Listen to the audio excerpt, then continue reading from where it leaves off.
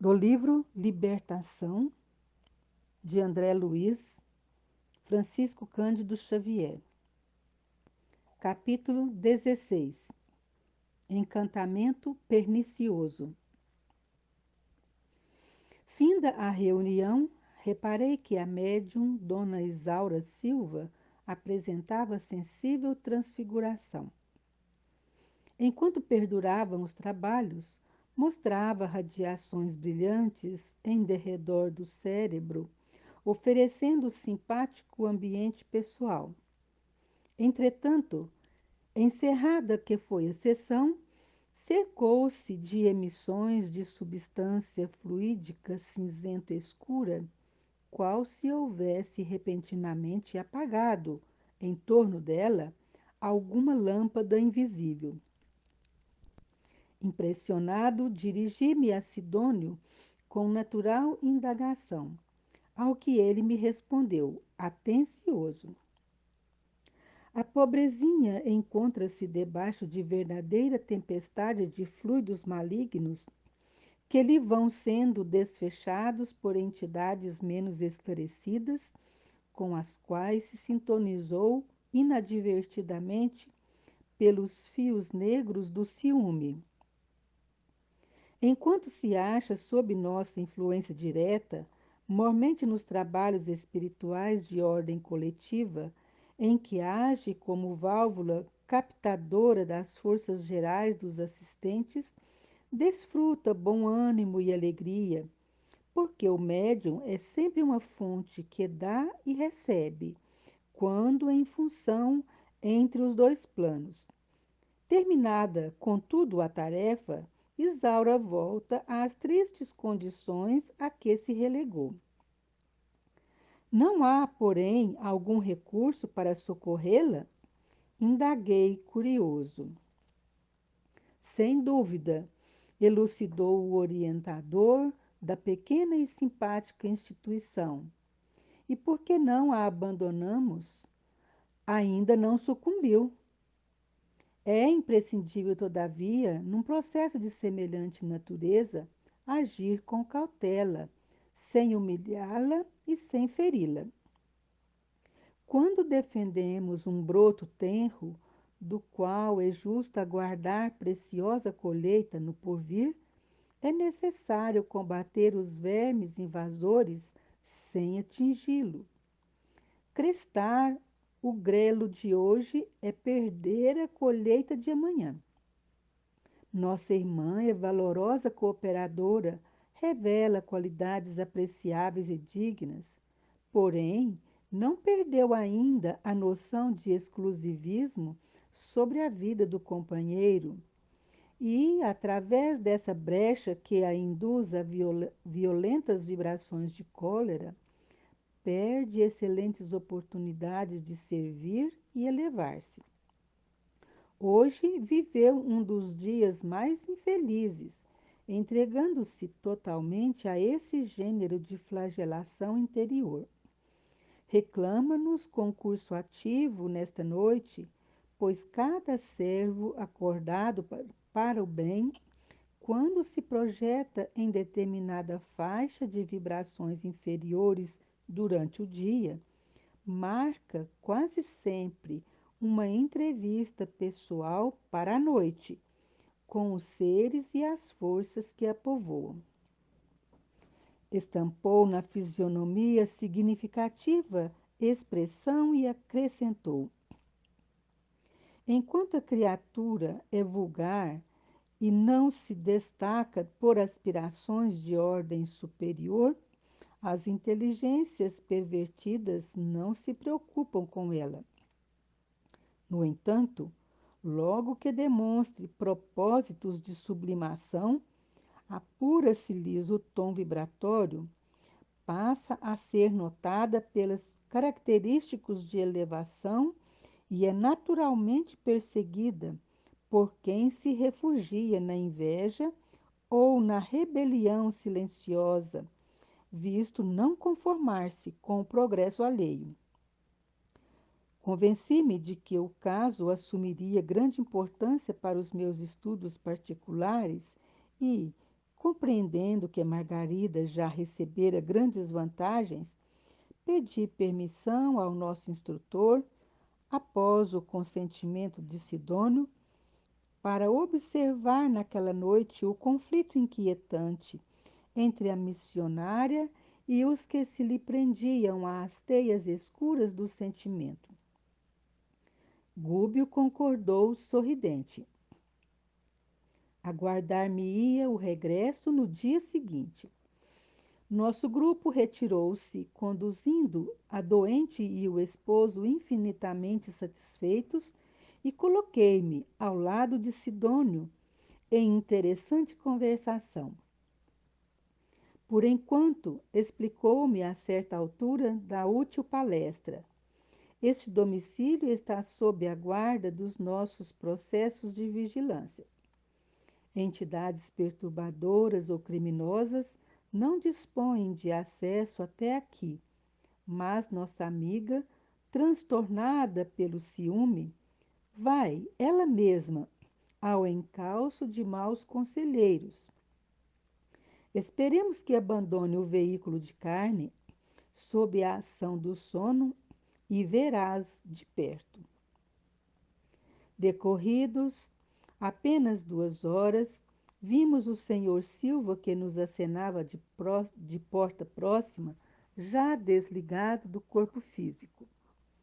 Sidônio levantou-se e, convocando um de seus auxiliares, recomendou-lhe acompanhasse o dono da casa em proveitosa excursão de estudos. O irmão Silva, junto de nós, alegou pesaroso.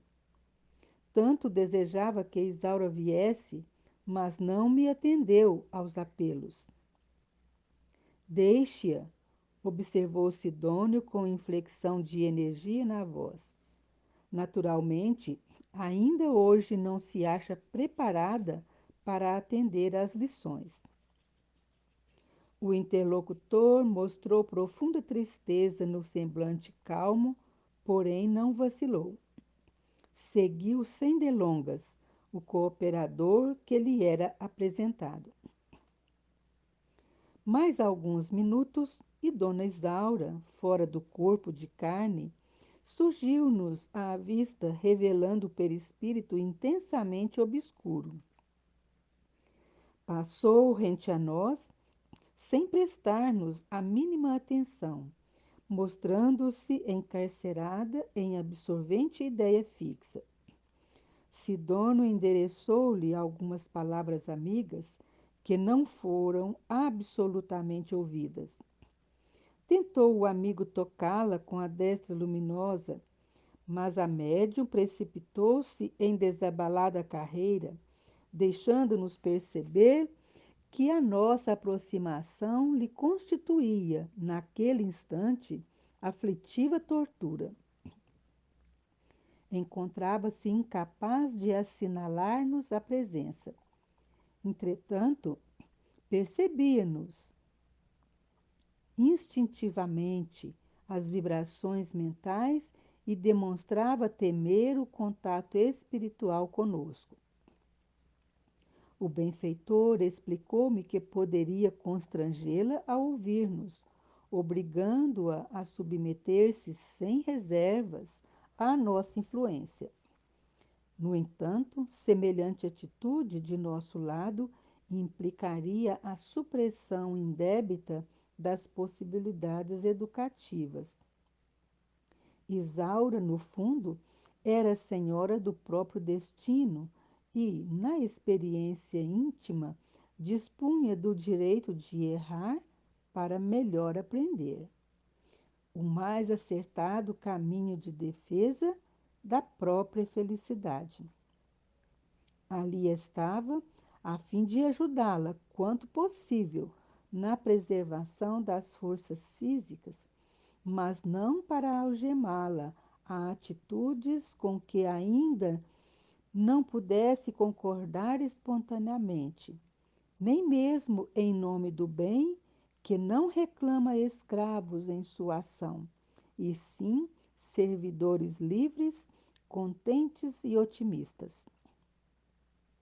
Com grande surpresa para mim, o prestimoso guardião continuou explicando que aquela senhora efetivamente detinha extensas possibilidades no serviço aos semelhantes.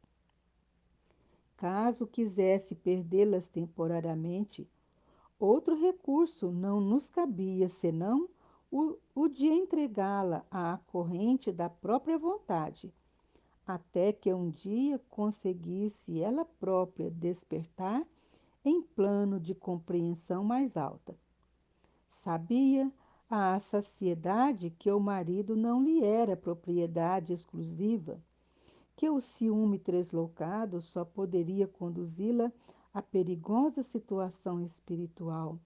Não ignorava que a palavra do Mestre exortava os aprendizes ao perdão e ao amor para que os companheiros mais infelizes não se projetassem nos despenhadeiros fundos da estrada. Entretanto, se os seus desígnios se demorassem na linha contrária ao roteiro que o plano superior lhe havia traçado, só nos restaria deixá-la circunscrita aos círculos da mente em desânimo ou em desespero, a fim de que o tempo lhe ensinasse o reajustamento próprio. Depois de pacientes elucidações, Sidônio concluiu num sorriso melancólico: educação não vem por imposição. Cada espírito deverá a si mesmo a ascensão sublime ou a queda deplorável.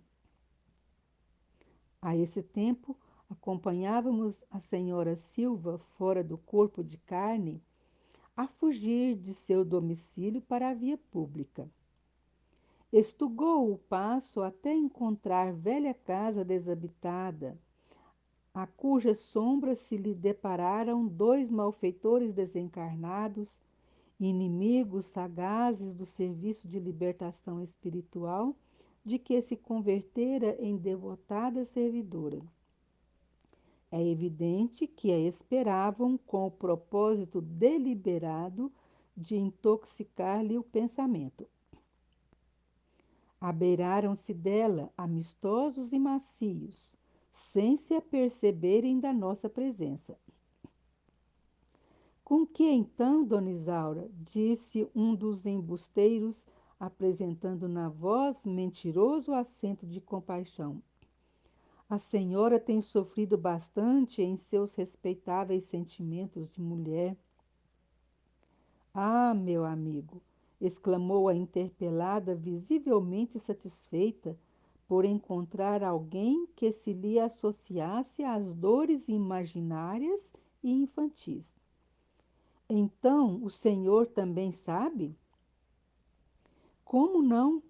Comentou o interlocutor enfático. Sou um dos espíritos que a protegem e sei que seu esposo lhe tem sido desalmado verdugo. A fim de ajudá-la, tenho seguido o infeliz por toda parte, surpreendendo-lhe as traições aos compromissos domésticos. Dona Isaura, em lágrimas, confiou-se ao fingido amigo. Sim, gritou molestada, esta é que é a verdade. Sofro infinitamente. Não existe neste mundo criatura mais desventurada que eu. Reconheço, acentuou o loquaz perseguidor. Reconheço a extensão de seus padecimentos morais. Vejo-lhe o esforço e o sacrifício e não ignoro que seu marido eleva a voz nas preces, através das sessões habituais, para simplesmente acobertar as próprias culpas. Por vezes, em plena oração, entrega-se a pensamentos de lascívia, fixando senhoras que lhe frequentam o lar. Envolvendo a médium imprevidente na melifluidade das frases, aduzia: É um absurdo. Dói-me vê-la algemada a um patife mascarado de apóstolo. É isto mesmo, confirmava a pobre senhora, qual se fora andorinha delicada, portadora de importante mensagem, repentinamente presa num tabuleiro de mel. Estou rodeada de gente desonesta. Nunca sofri tanto. Indicando o quadro triste, Sidônio informou-me. Antes de tudo, os agentes da desarmonia perturbam-lhe os sentimentos de mulher para em seguida lhe aniquilarem as possibilidades de missionária. O ciúme e o egoísmo constituem portas fáceis de acesso à obsessão arrasadora do bem. Pelo exclusivismo afetivo, a médium, nesta conversação, já se ligou mentalmente aos ardilosos adversários de seus compromissos sublimes. Deixando transparecer imensa tristeza, acrescentou: Repara. O inteligente obsessor abraçou a senhora, parcialmente desligada do corpo físico, e prosseguiu: Dona Isaura, acredite que somos seus leais amigos. E os protetores verdadeiros são aqueles que, como nós, lhe conhecem os padecimentos ocultos. Não é justo que se submeta às arbitrariedades do marido infiel. Abstenha-se de receber-lhe o séquito de companheiros hipócritas, interessados em orações coletivas, que mais se assemelham a palhaçadas inúteis. É um perigo entregar-se a práticas mediúnicas, qual vem fazendo em companhia de gente dessa espécie. Tome cuidado. A médium vigilante arregalou os olhos, impressionada com a estranha inflexão impressa nas palavras ouvidas, e gritou: Aconselhe-me, espírito generoso e amigo que tão bem me conhece o martírio silencioso. O interlocutor, na intenção de destruir a célula iluminativa que funcionava com um imenso proveito no santuário doméstico da jovem senhora, assediada agora por seus argumentos adocicados e venenosos, observou com malícia: A senhora não nasceu com a vocação de picadeiro. Não permita a transformação de sua casa em sala de espetáculo. Seu marido e suas relações sociais exageram-lhe as faculdades. Precisa ainda de longo tempo para desenvolver-se suficientemente. E envolvendo-a nos pesados véus da dúvida que anulam tantos trabalhadores bem-intencionados, aduziu: Já meditou bastante na mistificação inconsciente? Está convencida de que não engana os outros? É indispensável acautelar-se. Se estudar a grave questão do espiritismo com inteligência e acerto, reconhecerá que as mensagens escritas por seu intermédio e as incorporações de entidades supostamente benfeitoras não passam de pálidas influências de espíritos perturbados e de alta percentagem dos produtos de seu próprio cérebro e de sua sensibilidade agitada pelas exigências descabidas das pessoas que lhe frequentam a casa. Não vê a plena consciência com que se entrega ao imaginado intercâmbio? Não creia em possibilidades que não possui. Trate de preservar a dignidade de sua casa, mesmo porque seu esposo não tem outro objetivo, senão o de utilizar-lhe a credulidade excessiva, lançando-a à triste aventura do ridículo. A pobre senhora, tão ingênua e prestimosa, registrava com visível terror aquela conceituação do assunto. Espantado com a passividade de Sidônio ante aquele assalto, enderecei-lhe a palavra respeitoso, porém menos tranquilo. Não será razoável defendê-la? Ele sorriu compreensivelmente e elucidou. Todavia, que fizemos há poucas horas no culto da prece e do socorro fraternal, senão prepará-la à própria defensiva? Trabalhou mediunicamente conosco, ouviu formosa e comovedora preleção evangélica contra os perigos do egoísmo enfermiço, colaborou decidida para que o bem se concretizasse e ela própria emprestou-lhe os lábios a fim de ensinarmos princípios de salvação em nome do Cristo a quem deveria confiar-se.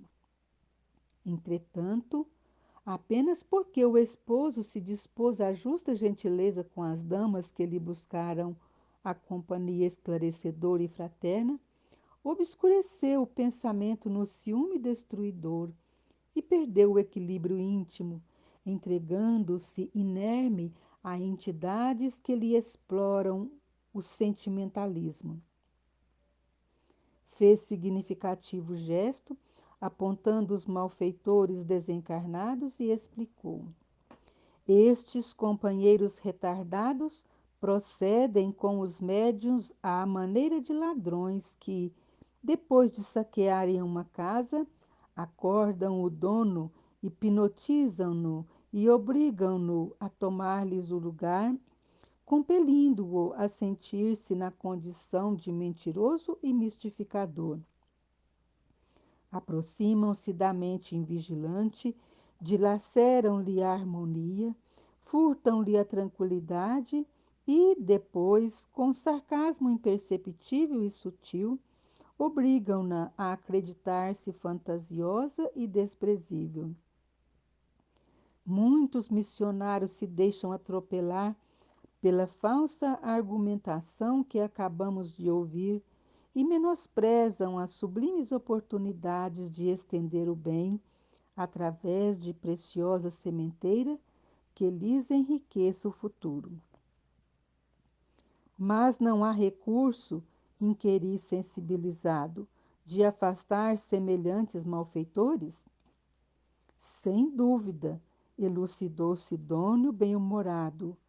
Em toda parte existe contenção e panaceia, remediando situações pela violência ou pelo engodo prejudiciais. Mas na intimidade de nossa tarefa, que será mais aconselhável? Espantar moscas ou curar a ferida? Sorriu enigmático e prosseguiu. Tais dificuldades são lições valiosas que o espírito do medianeiro, entre encarnados e desencarnados, deve aproveitar em benditas experiências, e não nos compete subtrair o ensinamento ao aprendiz. Enquanto um trabalhador da mediunidade empresta ouvidos a histórias que lhe lisonjeiam a esfera pessoal, disso fazendo condição para cooperar na obra do bem, quer dizer que ainda estima o personalismo inferior e o fenômeno acima do serviço que lhe cabe no plano divino.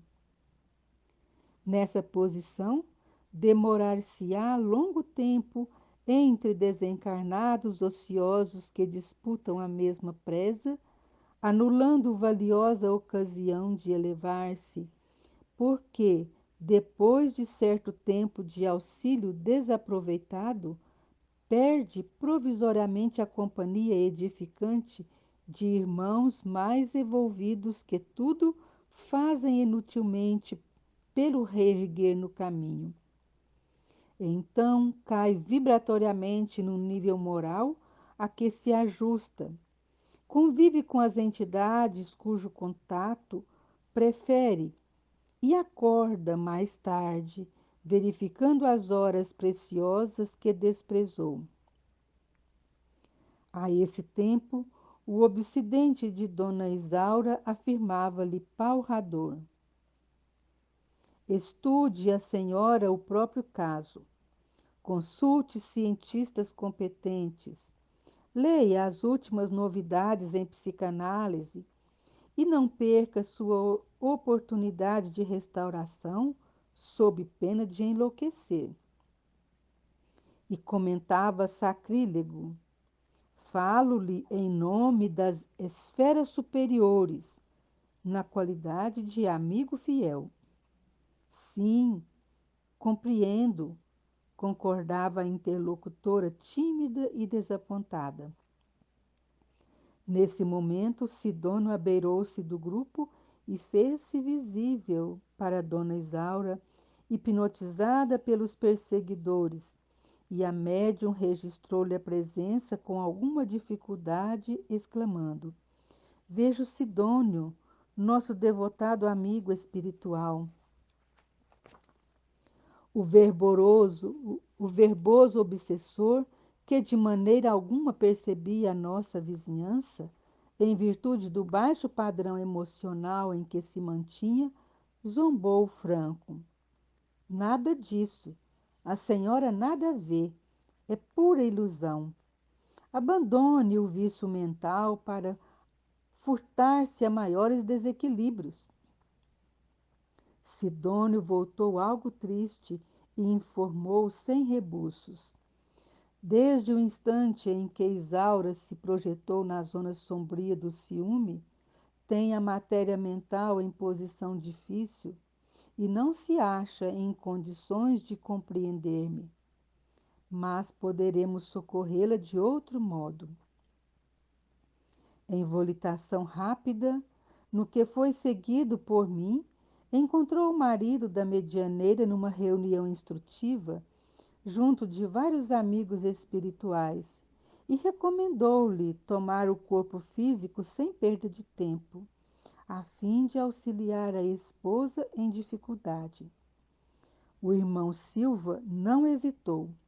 Em breve regressava à câmara conjugal, reapossando-se do veículo denso. O corpo da senhora, ao lado dele, arfava em reiteradas contorções, acorrentado a indizível pesadelo.